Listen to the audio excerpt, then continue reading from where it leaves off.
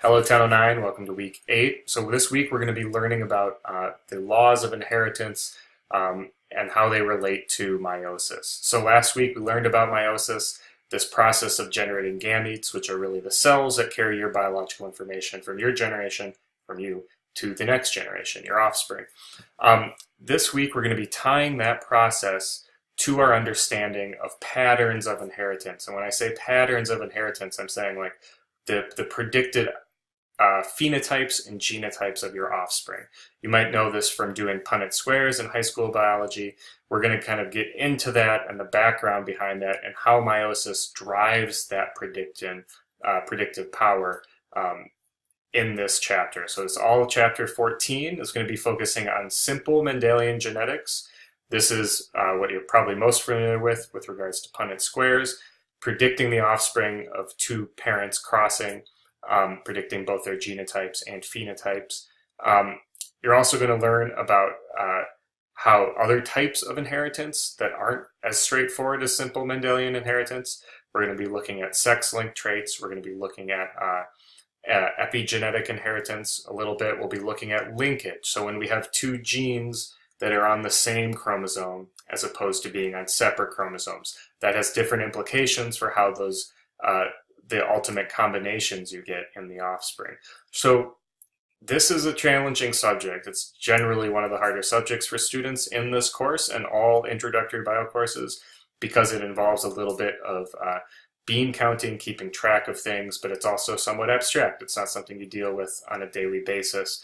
And so really make an effort to link your understanding of meiosis and how chromosomes divide and are separated into gametes to this process of predicting patterns of inheritance, right? You want to be able to link meiosis to being able to predict, or how we predict offspring genotype and phenotype ratios, and then also how meiosis relates to the two laws of inheritance, and these laws are segregation and the law of independent assortment, okay?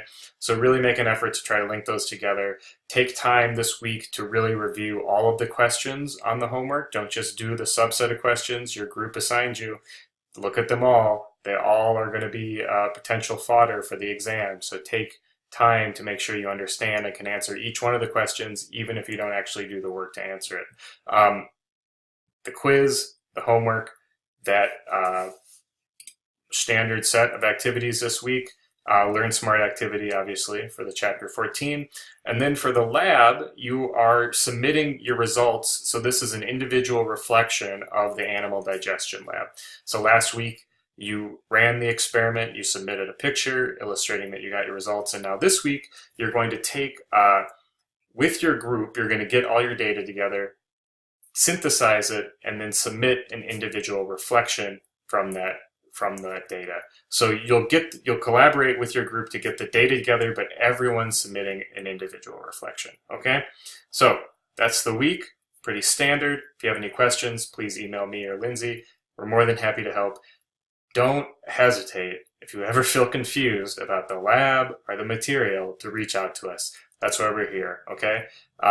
It's a remote class, so it can be easy to convince yourself that you're isolated and this is something, you're stuck with something. You're not. That's why you have my email. I wouldn't give it to you otherwise. All right. Good luck.